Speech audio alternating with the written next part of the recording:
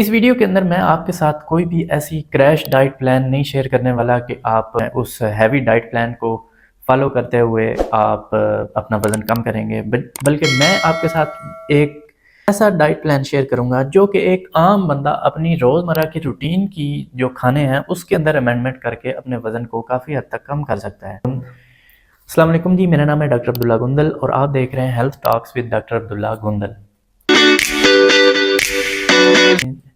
रमज़ान एक ऐसा महीना है जिसके अंदर हमारी रोज़मर्रा की रूटीन्स चेंज हो जाती हैं, हमारे खाने की रूटीन्स चेंज हो जाती हैं और उनका टाइम चेंज हो जाता है। फिर रमज़ान की अपनी स्पिरिचुअल वैल्यू भी होती है और मेडिकली भी इसकी एक अपनी वैल्यू होती है। रमज़ान के अंदर ज़्यादातर लोग भूखे रहते हैं तो उनका ख़्याल होता है कि उनका वज़न जो है वो कम हो जाएगा, लेकिन कई बार इसके बरक्स होता है कि वज़न कम होने के बजाय लोगों का वज़न ज़्यादा होना शुरू हो जाता है। और उसकी सबसे बड़ी वजह हमारी वो चीज़ें हैं जो हमें दस्तरख़्वान पे सर्व की जाती हैं, स्पेशली सहरी और अफ्तारी के मौके पर। वो ऐसी चीज़ें हैं जो कि हमारा वज़न बढ़ाने में एक अहम किरदार अदा कर रही हैं। इस वीडियो के अंदर मैं आपके साथ कोई भी ऐसी क्रैश डाइट प्लान नहीं शेयर करने वाला कि आप उस हैवी डाइट प्लान को फॉलो करते हुए आप अपना वज़न कम करेंगे, बल्कि मैं आपके साथ एक ऐसा डाइट प्लान शेयर करूंगा जो कि एक आम बंदा अपनी रोज़मर्रा की रूटीन की जो खाने हैं उसके अंदर अमेंडमेंट करके अपने वज़न को काफ़ी हद तक कम कर सकता है। रमज़ान के महीने के अंदर हमें 3 किस्म के चैलेंजेस का सामना करना पड़ता है। हमारी ये कोशिश होती है कि हम डिहाइड्रेटेड ना हों, हमें भूख कम लगे और हमारा जिस्म कमज़ोरी ना फ़ील करे। लोगों का ख़्याल ये होता है कि हम जितना ज़्यादा खाना खाएँगे उतनी हमारी एनर्जी बाहर रहेगी और हम सारा दिन मेंटेन रख सकेंगे खुद को, लेकिन जो वो चीज़ें खा रहे होते हैं वो उसके बरक्स होती हैं और वो भूख को बढ़ा देती हैं। इसी तरह लोगों का ख़्याल होता है कि हम बहुत ज़्यादा पानी पिएँगे तो हमारी बॉडी उसे स्टोर करके रखेगी, लेकिन हमारी बॉडी में ऐसा मैकेनिज़्म नहीं है कि एक दिन पानी पी लिया और 2-3 दिन के लिए वो स्टोर कर ले। क्योंकि जो भी एक्स्ट्रा वाटर होता है वो फ़िल्टर आउट हो जाता है किडनीज़ के थ्रू, यूरिन के रास्ते। इन सारी चीज़ों को ओवरकम किया जा सकता है अगर हम अपनी जो रोज़मर्रा की खाने की प्रैक्टिसेस हैं उनको चेंज करके।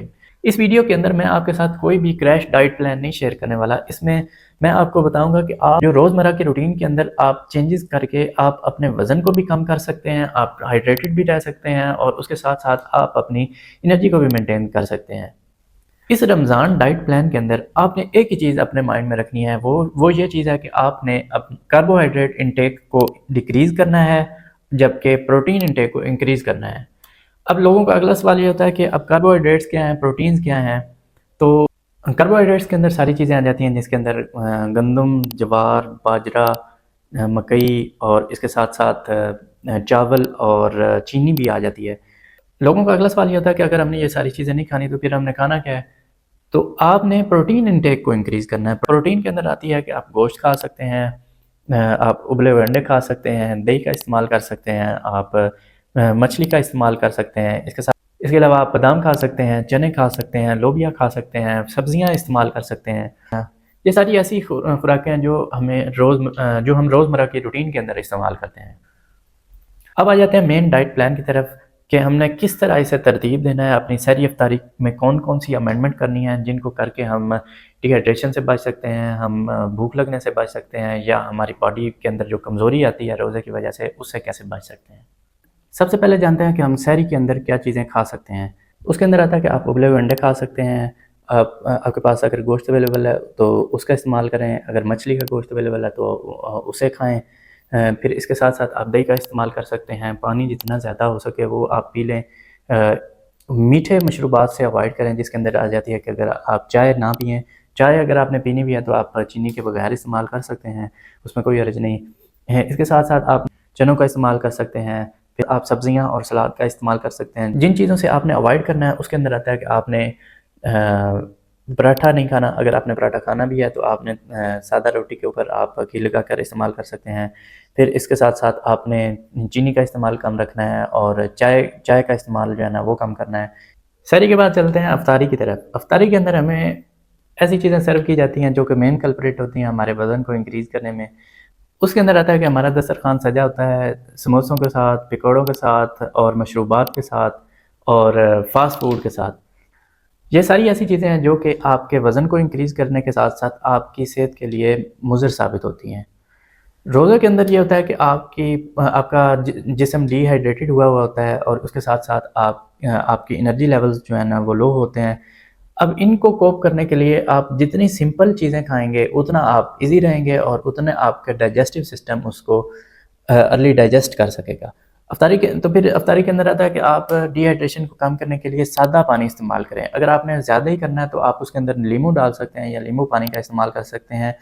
ये जितने भी मीठे मशरूबात हैं इनसे अवॉइड करें और अपने एनर्जी लेवल को मीट करने के लिए आप 1 या 2 खजूरों का इस्तेमाल कर सकते हैं जो कि सुन्नत भी है। इसके साथ-साथ आप फ्रूट चाट का इस्तेमाल कर सकते हैं या चना चाट इस्तेमाल कर सकते हैं, लेकिन उसके अंदर मिर्चें मसाले जो है ना वो ज़्यादा ना हों। इसके अलावा आप फ्रूट का इस्तेमाल कर सकते हैं। अफ्तारी करने के बाद आप थोड़ा-सा टाइम दें, अपनी नमाज़ पढ़ें, नमाज़ पढ़ने के बाद अपने जो खाना है उसको खाएँ। इस खाना खाने के बाद आपने कोई भी वर्कआउट नहीं करना या एक्सरसाइज़ नहीं करनी। आपने जो भी वर्कआउट करना है वो आपने अफ्तारी से पहले करना है। अफ्तारी से पहले करने का फ़ायदा ये है कि आपकी जो कैलोरीज़ होंगी वो बर्न आउट होंगी और उसके अलावा बॉडी प्रिपेयर होगी न्यू कैलोरी इनटेक करने के लिए।